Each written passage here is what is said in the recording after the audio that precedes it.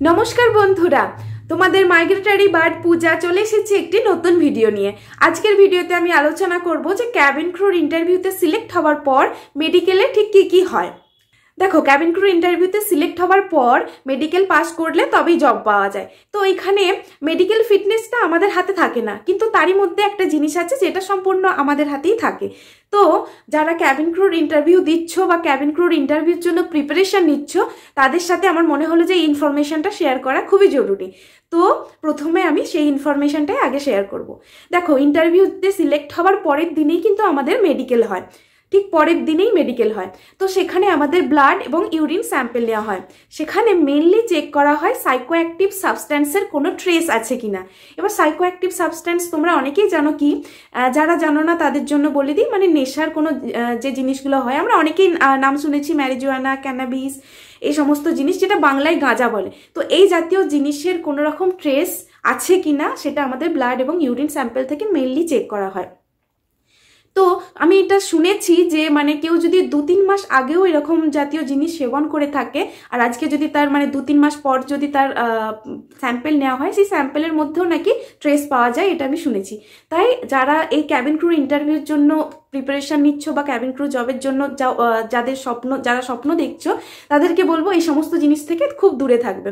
শুধুমাত্র এই সমস্ত জিনিস খেলেই যে তাতে ব্লাডে বা ইউরিনে ট্রেস পাওয়া যাবে তা কিন্তু না। আমরা অনেক সময় অনেক রকম মেডিসিন নিয়ে থাকি, অনেক রকম মেডিসিন আমাদের ডাক্তারও প্রেসক্রাইব করে থাকেন। অনেক রকমের পেইন কিলার আছে, অনেকের ঘুমের সমস্যা আছে, তার কারণে অনেকে মেডিসিন নিয়ে থাকে।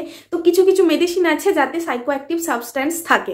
তো যারা সত্যিই খুব ইন্টারেস্টেড এই ক্যাবিন ক্রু জব করার জন্য, তারা এখন থেকেই খুব সতর্ক থেকো। কোনো রকম কোনো অসুখ করলে, ডাক্তার দেখানোর প্রয়োজন হলে ডাক্তারকে আগে থেকেই বলে দিও যে এমন কোনো ওষুধ না দিতে যাতে সাইকো অ্যাক্টিভ সাবস্ট্যান্স আছে। তো এইটার দিকে খেয়াল রেখো।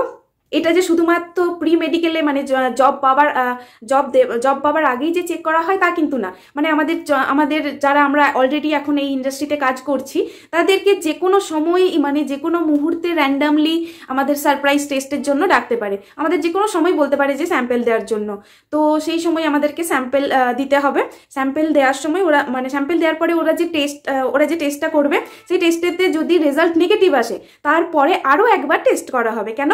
সেই যে নেগেটিভটা এসেছে, সেই নেগেটিভটা সত্যিই নেগেটিভ কিনা সেটা কনফার্ম করার জন্য সেকেন্ড টাইম টেস্ট করা হবে। বাই চান্স যদি কারোর সেকেন্ড টাইম পজিটিভ এসে যায়, তো তার সারা জীবনের মতো জব গেল। তাই আমি তোমাদেরকে সাজেস্ট করবো যে এই ব্যাপারে খুব সাবধান থেকো। কেননা দেখো, ইন্টারভিউতে সিলেক্ট হয়ে গেছো, তারপরের দিনে যদি মেডিকেল ক্লিয়ার না করতে পারো, এর থেকে বেশি পস্তানোর জিনিস আর কিছু হতে পারে বলে মনে হয় না আমার। তো সাবধান থেকো। আর মেডিকেলে যে জিনিসগুলো চেক করা হয় সেটা হচ্ছে যে তার মধ্যে মেন হচ্ছে আইসাইট চেক করা হয়।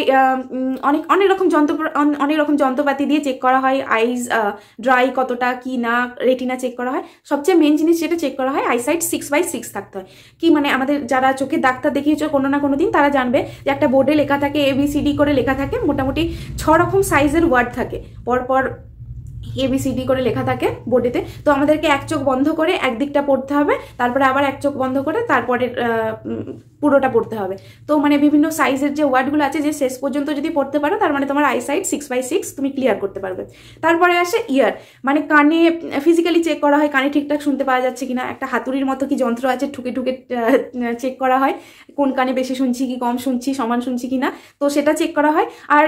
আর হয় অডিওমেট্রি টেস্ট হয়, যেটাতে কানে একটা হেডফোন লাগিয়ে দেওয়া হয়।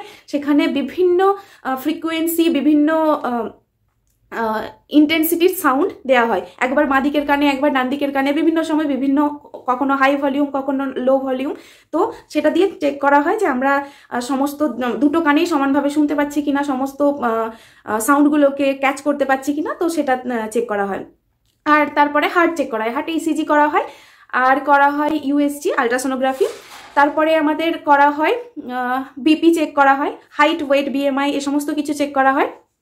আর চেক করা হয় আমাদের সেন্স ঠিক আছে কিনা।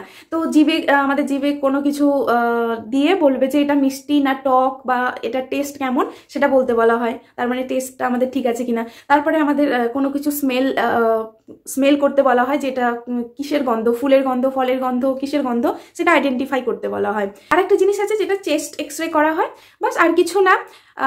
মেডিকেল ক্লিয়ার করা খুবই সহজ ব্যাপার, সেরকম কিছু মানে ভয় পাওয়ার কিছু নেই। তো আরেক যে জিনিসটা মেন জিনিস প্রথমে যেটা বলেছি সেটা সবাই মনে রেখো, তাহলেই হবে। তারপর ফ্যামিলিতে কেউ কোনো রকম রোগে ভুগছেন কিনা সে সমস্ত কিছু ডিক্লেয়ার করতে বলে। আর কোনো রকম কারোর কোনো অপারেশন হয়েছে কিনা, পাস্ট হিস্ট্রি আছে কিনা সেই সমস্ত কিছু ডিক্লেয়ার করতে বলে। আর মেডিকেলের আগে 12 ঘন্টা উপোস থাকতে বলে। আর স্যাম্পেলের কথা তো বললাম, ব্লাড, ইউরিন, স্টুল এই সমস্ত কিছু স্যাম্পেল দিতে হয়। বাস আর কিছু সেরকম ইনফরমেশন নেই। আর তোমাদের কোনো কিছু প্রশ্ন করার থাকলে তোমাদের জন্য তো কমেন্ট সেকশন সবসময় ওপেন আছে, তোমরা প্রশ্ন করতে পারো, আমি চেষ্টা করবো উত্তর দেওয়ার। বাস আজকের মতো এটুকুই, আমি এখানেই শেষ করছি ভিডিওটি। ভালো থেকো সবাই, টাটা, বাই বাই।